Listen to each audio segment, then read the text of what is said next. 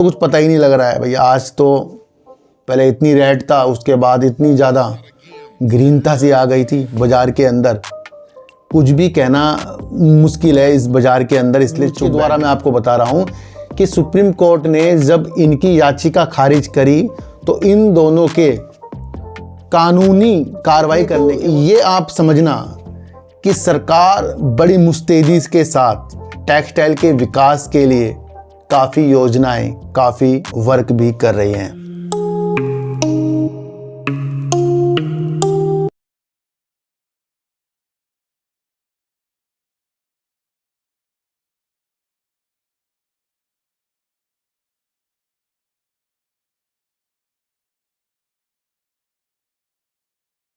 नमस्कार, मैं स्वागत करता हूं आपका अपने ही चैनल पर जिसका नाम है सार्थक बाजार से। आज बात करेंगे HFCL की, बात करेंगे टेक्सटाइल सेक्टर की और हमारे देश के प्रधानमंत्री जी ने क्या बड़ी बात टेक्सटाइल के लिए बोली है उसके ऊपर बातचीत करेंगे। बात करेंगे AGR का जो मसला था वो सुप्रीम कोर्ट ने तो समाप्त कर ही दिया। अब इसके ऊपर वोडाफोन आइडिया, एयरटेल क्या मांग सरकार से कर रहे हैं उसके बारे में भी आज हम बातचीत करेंगे। देखो सर, काफ़ी सालों से ये देखने को ही मिल रहा है कि टेक्सटाइल के शेयरों में या टेक्सटाइल के क्षेत्र में कोई भी हमें वो तब्दीली देखने को नहीं मिल रही है जैसे हम आस लगाकर कंपनियों से बैठते हैं। वैसे अधिकतर अभी तो 2-4 महीने से तो सारे के सारे शेयर ही निगेटिव की ओर हैं, पर कुछ शेयर जो टेक्सटाइल के पहले भी ज़्यादा वजूदों के साथ नहीं रहे हैं। टेक्सटाइल के यहाँ पर एक बड़ा मेला भी हुआ था जो विश्व का सबसे बड़ा मेला था, उससे भी काफ़ी उम्मीदें लगाई हुई थी। पर देखने को ये आप समझना कि सरकार बड़ी मुस्तैदी के साथ टेक्सटाइल के विकास के लिए काफ़ी योजनाएं, काफ़ी वर्क भी कर रही हैं।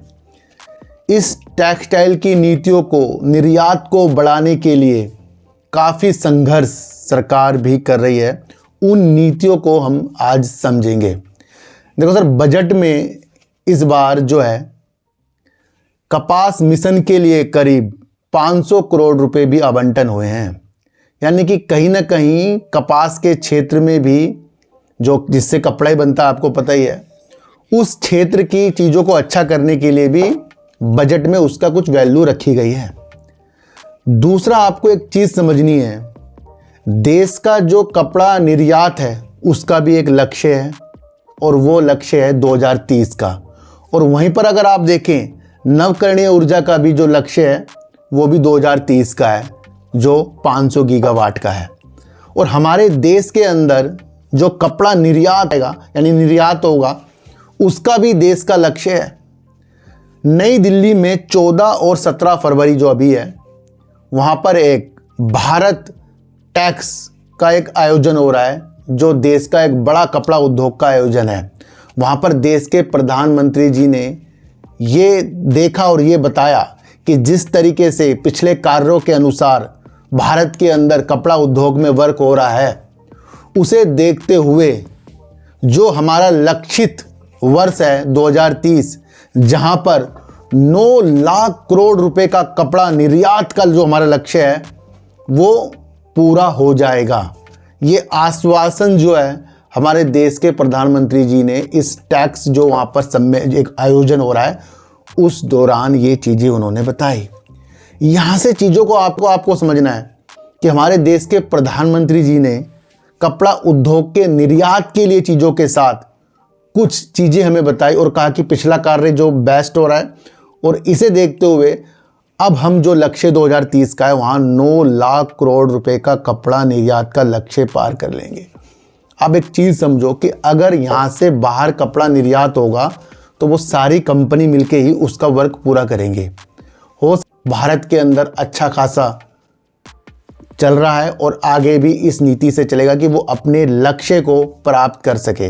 ये देश के प्रधानमंत्री जी ने हमें बताया। तो हमें हर एक तरफ की नज़रों से देखना चाहिए। देखो सर, अगर देश के अंदर से निर्यात वाली चीज़ें आ रही हैं और वो हमारे देश के प्रधानमंत्री जी के द्वारा ही हमें पता भी लग रही हैं, तो वो वाकई सालों बाद तो चीज़ें हैं, 5 साल हैं उसके लिए भी, पर वो एक महत्वपूर्ण है क्योंकि वहाँ पर 9 लाख करोड़ का अगर कपड़ा निर्यात की चीज़ें आ रही हैं तो वो सारी की सारी कंपनियाँ देश की ही कंपनियाँ होंगी। इसलिए उस विचारों के साथ हमें चीज़ों को देख लेना चाहिए। वैसे बाज़ार का माहौल तो कुछ पता ही नहीं लग रहा है भैया। आज तो पहले इतनी रेड था, उसके बाद इतनी ज़्यादा ग्रीनता सी आ गई थी बाज़ार के अंदर। कुछ भी कहना मुश्किल है इस बाज़ार के अंदर, इसलिए चुप बैठना ही सबसे बड़ी एक समझदारी का कार्य है। क्योंकि इस वक्त इतने ज़्यादा शेयर गिर चुके हैं, इतना पोर्टफोलियो हमारा रेड है कि भैया अब तो देखना भी मुमकिन सा ही हो रहा है कि देखें या ना देखें। तो इसलिए शांत बैठना ही सबसे बड़ा एक उपाय मुझे नज़र आ रहा है। दूसरा, अगर आप अपने बाज़ार की स्थितियों को समझते हैं कि भैया शेयर बाज़ार के अंदर तो ये गिरावटें होती हैं, तो फिर आपकी वैल्यू आगे जाकर निवेश करने की होनी चाहिए, यानी कि लॉन्ग टर्म के लिए। आज जो कपड़ा उद्योग के बारे में निर्यात की चीज़ें प्रधानमंत्री जी ने बताई, ये आज और कल के लक्ष्य कोई उन्होंने बताए हैं। कब के बताए उन्होंने? 2030 के बताए हैं। तो यहाँ पर भी लक्ष्यों को पूरा करने के लिए 5 साल आ रहे हैं। तो वो देश की कंपनियाँ करेंगी, उसी हिसाब से आपको बाजार की स्थितियाँ भी भाप लेनी चाहिए। मैं आपको इतनी से एक बात बता दूँ, AGR की जो चीज़ें हो रही थी जिसे सुप्रीम कोर्ट ने खारिज कर दिया, क्योंकि एयरटेल और वोडाफोन आइडिया ने जो अर्जियाँ लगा रखी थी अपनी पुनर्विचार करने के लिए, AGR की जो गलतियाँ हो रखी थी जो ये कंपनियां बता रही थी, उसको सुप्रीम कोर्ट ने जैसे ही खारिज किया, वैसे ही टेलीकॉम ये 2 कंपनियों के लिए AGR के जो रास्ते हैं ना, अब कानूनी चीज़ों के साथ करने के लिए वो सारे रास्ते बंद हो गए हैं। ये न्यूज़ के द्वारा मैं आपको बता रहा हूँ कि सुप्रीम कोर्ट ने जब इनकी याचिका खारिज करी तो इन दोनों के कानूनी कार्रवाई करने के वो सारे रास्ते अब बंद हो गए, क्योंकि ये चीज़ें अब बंद सी हो गई है। फिर भी वोडाफोन और एयरटेल, वोडाफोन आइडिया और एयरटेल सरकार से एक राहत पैकेज यानी रिलीफ पैकेज की डिमांड कर रहा है, मांग रख रहा है। अब सरकार ही इसके अंदर कुछ ना कुछ चीज़ों के लिए आगे जाकर कर सकती है, क्योंकि वोडाफोन आइडिया के CEO जो हैं अक्षय मुद्रा, ये कह रहे हैं कि AGR ड्यू का जो मसला है, जो मुद्दा है, जो मामला है, उसे सरकार ही सुलझा सकती है। क्योंकि सरकार भी टेलीकॉम सेक्टर के अंदर एक अहम विकास के लिए एक बड़ा हिस्सेदार बैठी है वोडाफोन आइडिया के अंदर, क्योंकि सरकार की भी हिस्सेदारी वोडाफोन आइडिया के अंदर है ना। तो ये उनकी भी जिम्मेदारी बनती है कि AGR ड्यू की जो चीज़ें हैं सरकार अपनी स्थितियों के साथ देखें। अक्षय मुद्रा ये भी कह रहे हैं कि उन्होंने बैंकों से फिर से फंडिंग की बात करनी शुरू कर दी है, पर देखने को ये मिल रहा है कि बैंक ये कह रहे हैं कि पहले AGR का जो चीज़ें हैं वो सरकार की तरफ से सही हो जाएं, स्पष्टीकरण उसके अंदर आ जाएं। ये अब अक्षय मुद्रा जी भी कह रहे हैं।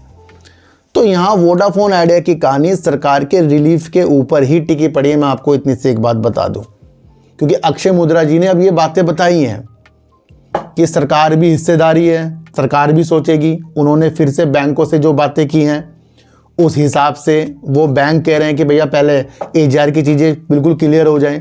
तो उस हिसाब से आपको देखने को ये मिल रहा है कि कहीं ना कहीं सरकार ही अब AGR के लिए या फिर स्पष्टीकरण के लिए कुछ चीज़ें करेंगी, क्योंकि राहत पैकेज तो ये दोनों कंपनी सरकार से कह ही रही हैं और अक्षय मुद्रा जी ने अपना एक अलग बयान भी दिया है।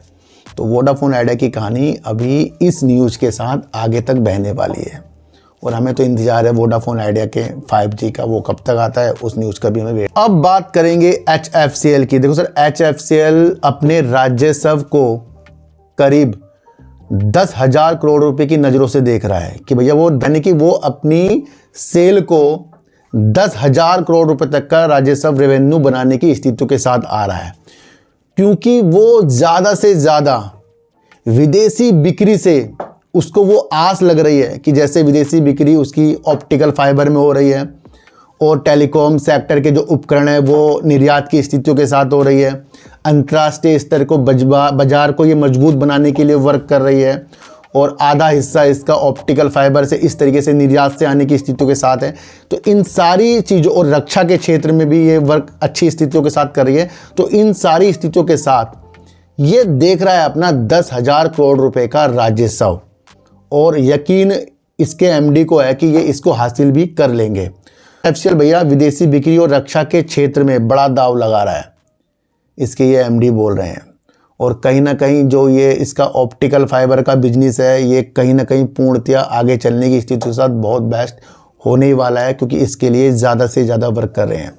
इनके बोर्ड ने मंजूरी पोलैंड की तरफ दी है और वहाँ पर एक ऑप्टिकल फाइबर का विनिर्माण सुविधा स्थापित करने की जो चीज़ों के साथ कंपनी ने बताया। इस वजह से कंपनी यूरोप के तरफ अपने विस्तार की योजना के लिए रणनीतिक वर्क भी कर रही है। तो कंपनी विदेशों की तरफ भी अपनी विनिर्माण सुविधा खोलने की स्थितियों के साथ है। तीसरा, आपको पता ही है कि इसका ऑप्टिकल फाइबर में बहुत बेस्ट वर्क है। टेलीकॉम उपकरण के लिए जाना माना ये वर्क कंपनी करती है। तीसरा, अगर आप देखें तो ये भारत नेट के लिए भी अच्छा खासा वर्क कर रही है, वहाँ से ऑर्डर ये जीतती जा रही है। तो कंपनी ये भी कह रही है कि 31 दिसंबर 2024 को इसकी ऑर्डर बुक 10,000 करोड़ रुपए तक की थी। ये कंपनी ने अपने बयान की तरफ बताया। और विदेशी और रक्षा के स्थितियों के साथ ये अपनी अंतर्राष्ट्रीय स्तरों के साथ अपने राजस्व को करीब 10,000 करोड़ रुपए तक के लाने की स्थितियों के साथ चीज़ों के साथ देख रहे हैं, और ये इसको पा भी लेंगे, कंपनी ये भी कह रही है। तो जब कंपनी अपनी स्थितियों को अपने लक्ष्यों के अनुसार बताती है तो कहीं ना कहीं वो कंपनी बेस्ट हमारे लिए हो जाती है। तो उन स्थितियों से भी हमें कंपनी को परखना पड़ता है। तो भैया वोडाफोन आइडिया की किस्मत अब सरकार की तरफ है, क्योंकि एजीआर के चीज़ों के साथ सब कानूनी रास्ते तो अब बंद हो गए हैं दोबारा से करने के लिए। अब एजीआर से ये गुहार लगा रहे हैं, और बैंक ने जब लोन देगा, जब सरकार इसको एजीआर की चीज़ों के साथ करेंगी, तो ये भी स्थिति आपको समझकर चलनी पड़ेगी। भारत के अंदर नई दिल्ली में जो 14 से 17 फरवरी को भारत टैक्स यानी टेक्सटाइल का उद्योग का एक बड़ा आयोजन हो रहा है, जो एक बड़ा आयोजन होता है, वहाँ पर देश के प्रधानमंत्री जी ने निर्यात के हमें लक्ष्य बताए जो 9 लाख करोड़ के हैं, जो 2030 तक के पूरे हो सकते हैं पिछले काम को देखते हुए। तो ये भी एक इम्पोर्टेंट चीज़ आपको देखने को मिल रही है। आज की वीडियो आपको कैसी लगी मुझे ज़रूर बताना। किसी को भी खरीदने बेचने की सलाह बिल्कुल भी मेरे चैनल पर नहीं है। जो भी वीडियो बनाई है भैया न्यूज़ बेस बनाई है, किसी को भी खरीदने बेचने की सलाह मैं बिल्कुल भी नहीं देता। मेरा कोई टेलीग्राम कोई व्हाट्सएप ग्रुप बिल्कुल भी नहीं है, मैं आपको इतनी से एक बात बता दूं। तो सर चींटी को आटा दीजिए, गाय को रोटी दीजिए, और अपने बच्चों को ज़्यादा से ज़्यादा प्यार कीजिए, क्योंकि बच्चे ही आपकी मासूमियत से किस्मत पलटेंगे। तो फिर मिलेंगे आपसे नए वीडियो के साथ, जब तक के लिए नमस्कार।